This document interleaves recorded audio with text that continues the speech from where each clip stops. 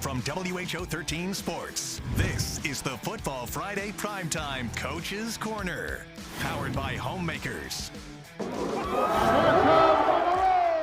It's rivalry week for Football Friday Primetime, and there's none bigger than Dowling Catholic and Valley High School. The annual rivalry dates back to 1968, and there's been no love lost since. Last year brought an absolute thriller to Football Friday Primetime as fans saw 3 lead changes in the final minutes. This year's edition will take place at Valley Stadium as the 6-1 Maroons play host to the 4-3 Tigers Friday night. Coverage begins on WHO 13 News at 6:56 p.m. right after Wheel of Fortune.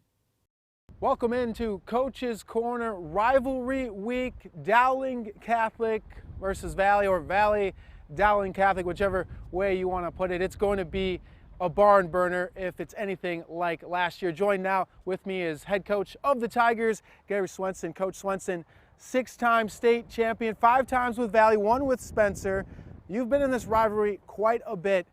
For you, it may be old hat. How do you combat some of these kids? It's their first time around. They've been waiting for this since they're a little kid, but you still want them to be focused and ready and not let this game get too big for them. No, I think I've coached in over 40 Valley Dowling games, counting the playoffs, and it never gets to be old hat. It's a fun game. I think it's the game that we all look forward to. Everybody has a rivalry game, and this would be ours. I think it's probably they would concur the same thing. So it should be a good game. Obviously, they're a really good football team. You know, we've been up and down, but I think we're getting better. We're improving. So I'm hopeful that, we can give them a pretty good football game. Yeah, you talk about improvements. The Tigers 4-3 on the season, and while, people associated with Valley and past players may think, oh, wow, we usually start a lot better than that. A tough gauntlet of a schedule. Actually, we're tied at halftime with Ankeny, and then we're down just 3 points to Southeast Polk. This team has the potential to, go very far. Just some of those improvements. What is needed to take that hump and not just be close with, considered with those teams that can win it all? Well, that's the idea. Getting close is good. We were competitive in those games, but in both the Southeast Polk and the Ankeny game, we didn't create any explosive plays, and both of our opponents did. The Ankeny game, we had more possession time, we ran more plays, we had no penalty yards, we had no turnovers, but we didn't get even one what I would call explosive play of maybe 30 yards or more, and they had 3 or 4, from the quarterback to 2 different wide receivers. So it's really hard to drive the ball in high school football over an extended period of time and chunk off a bunch of 4 and 5 yard gains.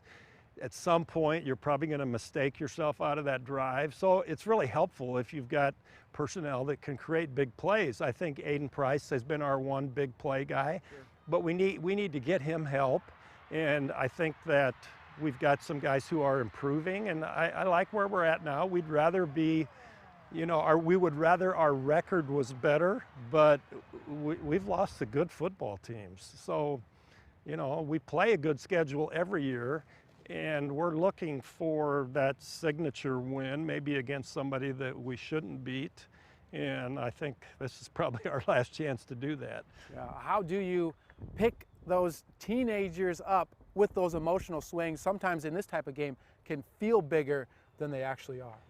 Well, I think that's the learning process, and that, until they go through it. But we're in week 8 now. I mean, they've experienced both things. So I think that you just have to respond, and you have to have some experience in knowing how to respond.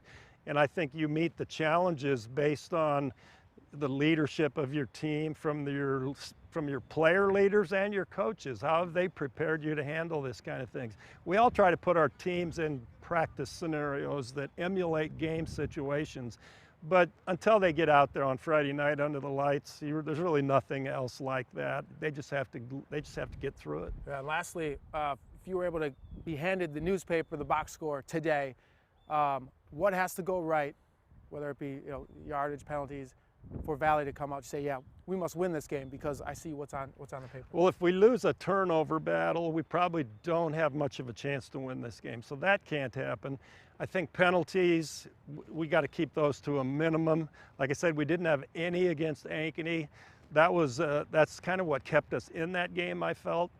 And then we've just got to create some big play on offense. One or two that help us either score or be put in position to score, where we didn't have to maintain possession of the ball for 6 to 8 minutes trying to grind it down the field. They're too good. They're not going to let you do that.